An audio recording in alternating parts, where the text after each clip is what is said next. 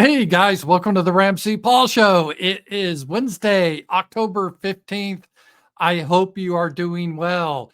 And if you like this program, please hit the like button and considering to subscribe to me. I really do appreciate it.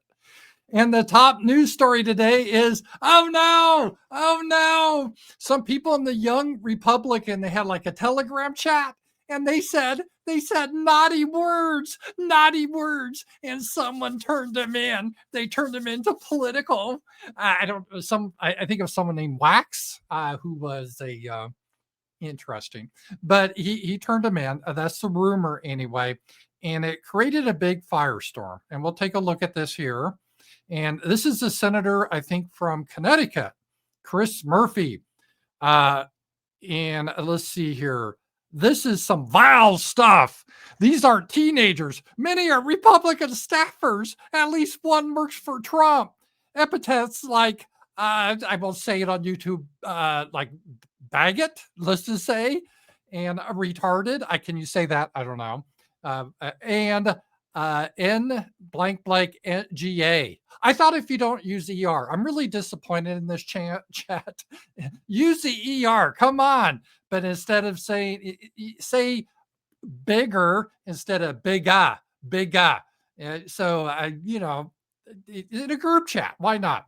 Appeared more than 251 times combined. They counted them off. Can you just imagine this? 1, 2, 3, 4, 5. Someone counted it. This is just crazy. It's just a bunch of young guys shooting the breeze, saying words. Oh, who gives a shit? But Chris Murphy does, and the whole left does. They're trying to make this into a scandal where we're supposed to clutch our pearls and go, oh no, why must we suffer so? And it's really crazy. And I think people are tired of this bullshit. And the good thing is the reaction from most of the right, not all the right. There's still some cucky people like, oh, please forgive us. Let me go to the wall and kiss the wall again. Oh, let me look at the shoes. Oh, please forgive us. There's that type. But there's other people, mainstream, like JD Vance, who I really do love. I wish he was president instead of Trump. Here it is, JD Vance. This is far worse than anything said in a college group chat. And the guy who said it could become the Attorney General of Virginia. I refuse to join the pearl clutching when powerful people call for political violence. So this is a guy that could be the Attorney General of Virginia, and he was talking about he wishes people dies because of their politics. He basically advocating terrorism, and so JD Vance is able to put this in perspective, and this was really good. So you have a bunch of kids in college saying some naughty words. Oh my God, when I was at college, we said a lot of naughty words, but the left is, you can't say those naughty words. And but then you have a guy running as attorney general that literally wants to kill political opponents. I mean, he's like from the Spanish Revolution, the Civil War, where they were, killing nuns, killing the people on the right. And I think that's a little bit more serious than some college kids just saying some bullshit in a group chat. But they're trying to make this into a big story, but I think it's falling flat. I don't think people care anymore. And that's the way it should be. I responded to it like, hey, why didn't anyone invite me to the chat? Looks kind of fun. And that needs to be our attitude, not this groveling, not always apologizing. I don't care. People can say whatever they want. I don't give a fuck. And that should be our position. I am tired of us not being able to speak freely, while the other side, they can actually, powerful people wish our death, advocate for assassinations, and that's fine, or advocate for our genocide. We need to eliminate whiteness, and that's perfectly fine. But if we say a word like rhymes with bag, oh no, you can't say that. They're our precious people. I think people are getting tired of that bullshit. So good for JD Vance for standing up on that. And that is a good thing. All right. The number 2 story is it looks like a fad is over. And you could tell it's not biological because biology doesn't change as fast.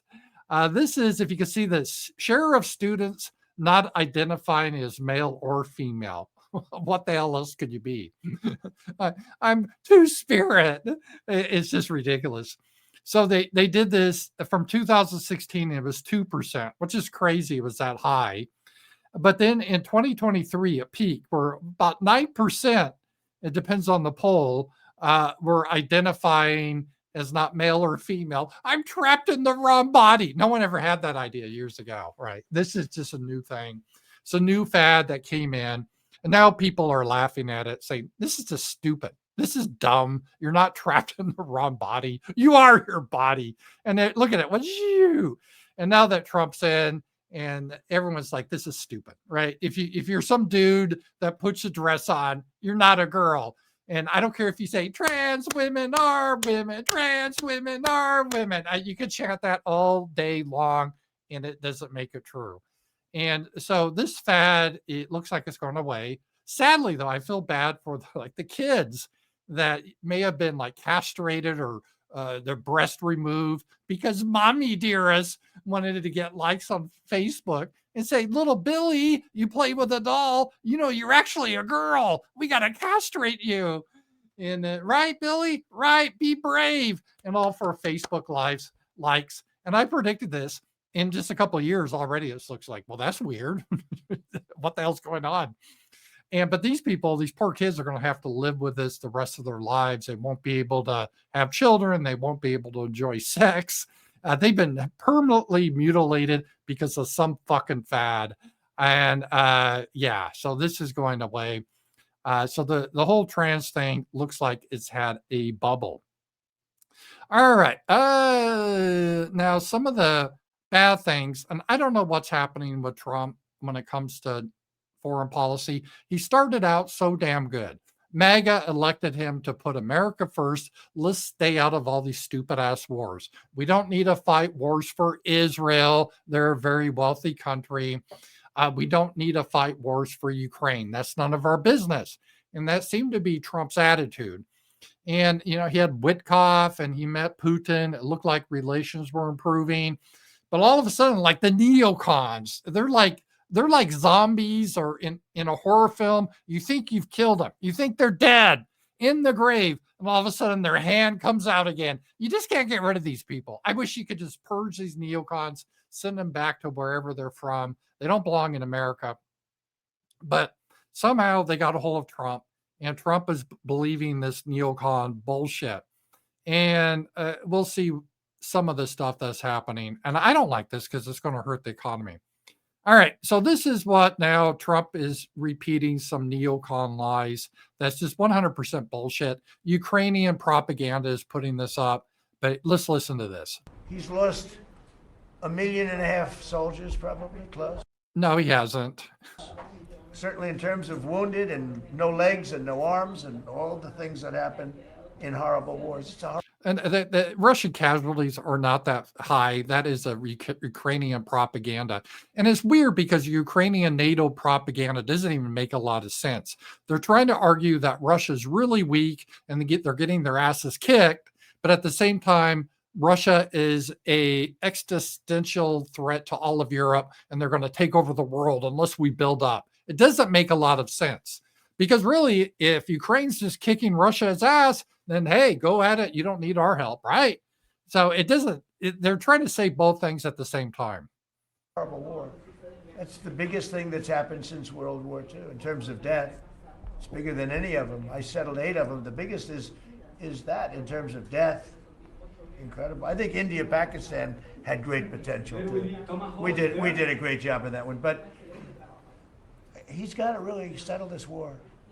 Well, yeah, he's trying. Putin is trying to settle the war by taking over the Donbass. I mean, that was one of the objectives because Russia believes that's their territory, that their people, those people they voted to be part of Russia. You could say it was a fraudulent election or whatever, but that's the point of the war. And Russia does not want NATO right on their borders. So Trump is like childish. He's just saying, oh, I want you to stop because I've stopped all these other wars. I want the Nobel Peace Prize. And so you need to stop. And Putin's like, well, no. And Putin goes through this long history lesson that Trump doesn't understand. And so Trump just thinks this is some business deal that should be stopped. So Trump is like getting personally irritated. And they have long lines waiting for gasoline in Russia right now. They don't. They have no problems with gasoline right now. The Russian economy is doing a lot better than France or England or Germany, by the way. They have long lines. Who thought that was going to happen? And all of a sudden, his economy is going to collapse. Well, we'll see. I've heard this, the economy is going to collapse. But this is somehow the neocons put a bug in Trump's ear that Russia's really weak. And that was before the war. They're not even a real country. They're just a gas station with nukes. That's all they are. We'll put these sanctions on Russia and it's going to implode. Putin will be overthrown. And then we'll have gay pride marches in Moscow. Yeah, that was their idea. But that didn't happen. All the sanctions that have been put on Russia, it hasn't done anything because Russia, they still produce a lot. They trade a lot with China, with India, a lot of other countries. That hasn't changed. Now, Western Europe, they're having huge problems economically. So Russia is not having a problem with the economy whatsoever. Let's see here. As this was said here, some other person said, and I agree with this, about the exaggeration of the Russian casualties. According to a hacked Ukrainian military database, over 1.5 Ukrainian soldiers or KIA are permanently disabled.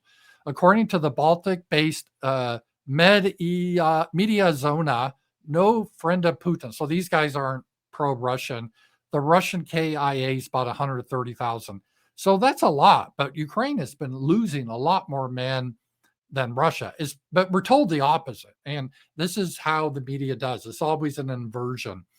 And, Russians don't care about their people. Oh, they're just orcs that send them in to die. And that's not been the case at all. So I don't, unfortunately, Trump has this idea that Russia's just about to collapse. We just need to put more pressure on them. Which would be a disaster. And here's Pete Hegseth talking a little bit about it. So let's take a look at this. Now, if this war does not end, if there is no path to peace in the short term, then the United States, along with our allies, will take the steps necessary to impose costs on Russia. No one voted for this. We didn't vote for this. We voted for America first. This isn't our battle. And the costs are going to be imposed on the Americans. And we'll get to what he means here. For its continued aggression. If we must take this step, the U.S. War Department stands ready to do our part in ways that only the United States can do. We remain clear-eyed about the fact that the most effective deterrents to Russian aggression are, number one, a lethal, capable, and European-led NATO, and number two, a combat-credible Ukrainian military able to defend itself and thereby continue to deter but they're not defending themselves, they're losing. Russian aggression along NATO's border. Again, peace through strength. Under President Trump's steadfast leadership, and in particular with our European allies, we're going to bring an end to the war in Ukraine. The war must end. Well, it'll end when Russia takes what they want. I mean, what's the United States going to do? Seriously, what is the U.S. going to do? Does the U.S. want to start World War III? Russia has nuclear weapons. Do we want to destroy everything because of the fucking Donbass? People in America aren't into that. They're really misreading the room if that's what they think. Already the left hates Trump and the administration. They're not for some stupid war. And the MAGA base is not for some stupid war. It's just the fucking neocons that are for a war. And I know they have a lot of money and power, but that's a tiny percentage. Most people are not for this. Most Americans want to get the fuck out of Ukraine. We want to get the fuck out of the Middle East. That's America first. So this whole idea of we got to get involved. So how are we going to get involved? Are we going to do World War III? Do you want your cities nuked because of Donbass? No. There's no will to put American troops in. So what are we going to do? Oh, we'll send them Tomahawk missiles. Oh, great, because Tomahawk missiles can launch nukes. So we're going to put nuclear capable missiles in Ukraine right on Russia's doorstep. That's like the reverse Cuban Missile Crisis when the Soviet Union did that in Cuba. We didn't tolerate that. That is a real risky thing. And the Tomahawk missiles, by the way, they don't have to have a nuclear warhead, but Russia doesn't know. When they're being shot at, and when a Tomahawk missile is shot at Russia, they don't know if it's nuclear or not. So they could be within their rights to respond with nuclear weapons. But even if they don't do that, the Tomahawk missile is fairly old technology. It's pretty big. It's slow. It doesn't have much stealth technology with it, and it's fairly easy to shoot down. And we don't have that many. Again, we've outsourced all our production, and we've had a fight for our best little friends in the Middle East against Iran. We've shot off a lot of Tomahawks. We might want to use Tomahawks in Venezuela. God knows where. God knows where. Trump's abandoned the America First policy, wants to fire Tomahawks everywhere. And then there's China we got to worry about. We only have like 2,000, and they take a long time to make. We don't have the industrial capacity. Oh, and by the way, they're dependent on a lot of rare earth minerals that we can only get from China. It's a clusterfuck. It's a clusterfuck. Somewhat. We give Ukraine 50 Tomahawk missiles.